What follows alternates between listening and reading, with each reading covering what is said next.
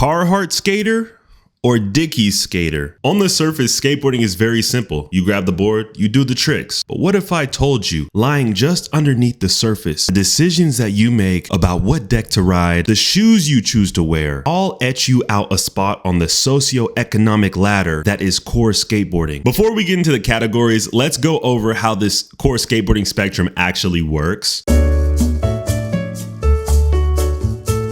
Just like modern politics, you have left leaners and you have right leaners. Really, at the bottom of the spectrum, it starts with the most core that you can be, and the farther right you get, the less core that you are. So starting with the first archetype on this list, it's going to be the only wood matters category. In this category, what immediately comes to my mind is skateboarders like Wes Kramer, who have gone out of their way to intentionally avoid all of the mainstream things that surround professional skateboarding today. With digital media, there is no end. You keep swiping down, something else is gonna pop up, you know?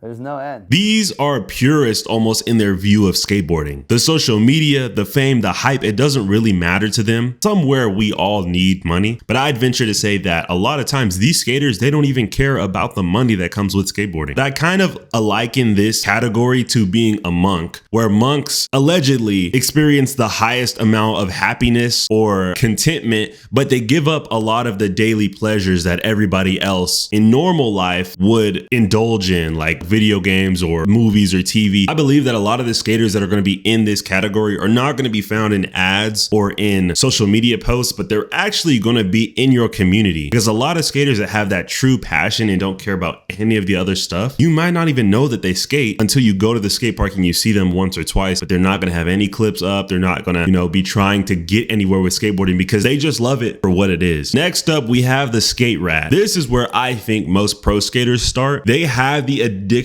to the craft and they consume everything about it. They watch the parts, they know the brands, but there's still a very distinct attitude towards things deemed non-core. What do you think about skateboarding in the Olympics?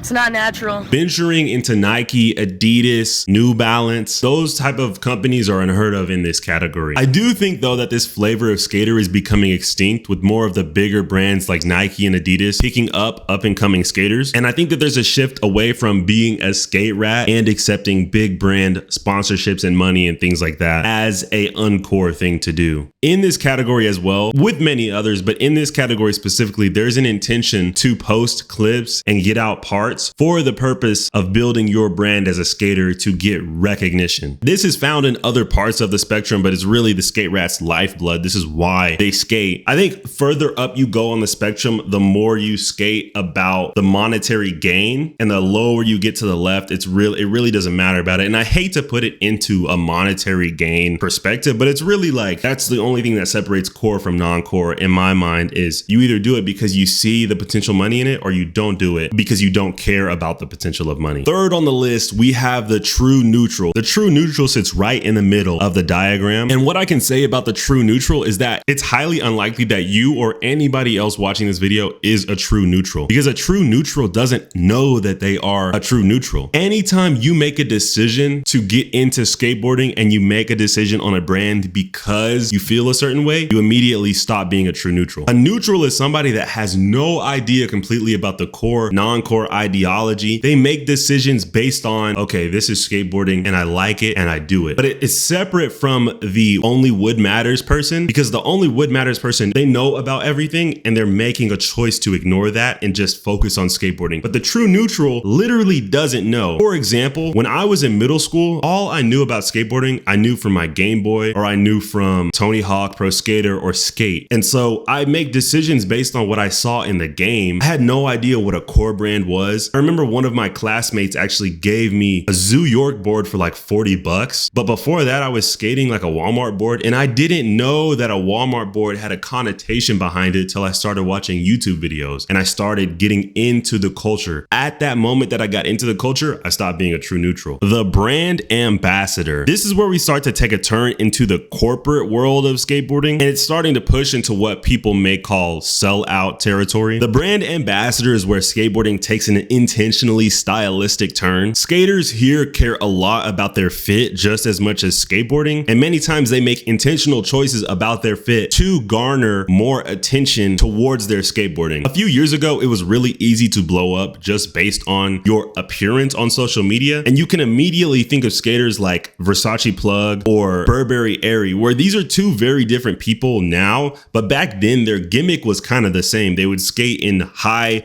price Jordans. Many times in this category, the skaters are really proficient in their skill, and that just causes the allure of their whole vibe to go up, because the skill adds to, okay, not only is this person good, but they are also wearing $1,000 jacket. And so nowadays, I think with this, we don't see as much like the supreme skater as much, but I think that you still have skaters that really prioritize fashion and clothing, and you get away from, I'm just going to wear core brands, because these skaters are more mainstream, I would say, because they have a mainstream appeal, because other people in other cultures and other niches can find similarities, and they can consume the skate culture in a different way than if it was just core skateboarding and it didn't matter about anything. I think a good person about this is, like, I would say Jake Wooten, because Jake Wooten doesn't ever throw on fits for his skateboarding. He just skates, but again, he's a competition skater, kind of vert skater, kind of. So it's like, it's hard. It's like bouncing back and forth between core and not core, which I don't, this whole concept, let me just throw this aside. This whole concept of core and non-core, I don't really buy into it. It's a cool concept to think about and to discuss, but I don't buy into it. I think that you like what you like. If you want to wear Nike, wear Nike. I'm always going to wear this hat. I get so much hate. I don't personally care. What I care about is, oh, does the hat look cool? Do I like the piece of clothing? I'm going to wear it. The corporate visionary. So at the top of the spectrum, we have this skater. Now, this is one of the most intriguing types of skateboarders, because this is one of the most right-wing types of skateboarders, but it's also very interesting to me. And I find that there's a lot of information and knowledge to be gained out of skaters that are in this category, which I think that people miss because they're looking at them as sellouts. And that's all that they kind of toss this skater into. But when you look into it, you can learn a lot, because you cannot just arrive here. Like, you have to have a whole career, and you have to almost build yourself up to even be in this spot in skateboarding. In this spot, you'll usually find most of the mainstream pros showered with brand deals. They have their own companies, apparel, things like that. They have their own businesses going on. I also want to make a note too, that I don't think just because you may be on the right side as far as buying corporate things or not really caring as much about the corporate influence on the culture, it doesn't mean that you don't have a passion for skateboarding. I think that some of the skaters all the way on the right side have the most passion for skateboarding, and it has caused them to be able to be that successful in other endeavors because they had such a deep passion. The corporate visionary has been able to have his cake and eat it too. You think about Paul Rodriguez, where he is a very proficient skateboarder, very successful in his career, and he's also been able to be successful in other ventures. It's like you transcend skateboarding almost when you start to look at it from a business standpoint, but this is what also makes a lot of the culture dislike you as well, because they don't like skateboarding going in that way, because it should be just a free-flowing thing. But it's kind of contrary to argue that, because if skateboarding was truly a free-flowing thing and you could do anything with it, going that way shouldn't bother anybody at all. Most of the skaters in this category make a lot of money, like insane amounts of money. Think about Mikey Taylor, who serves on his city council, and he does investments, and he talks about investing on his podcast and things like that. It's like, these skaters are really admirable, because a lot of times you'll find skaters that are kind of locked into the mindset that they have to be a skater forever and they can't do anything else. When in reality, I think that the best thing about being a skater is that it teaches you these core values that you can take to be anything you want to be. And you kind of have a cheat code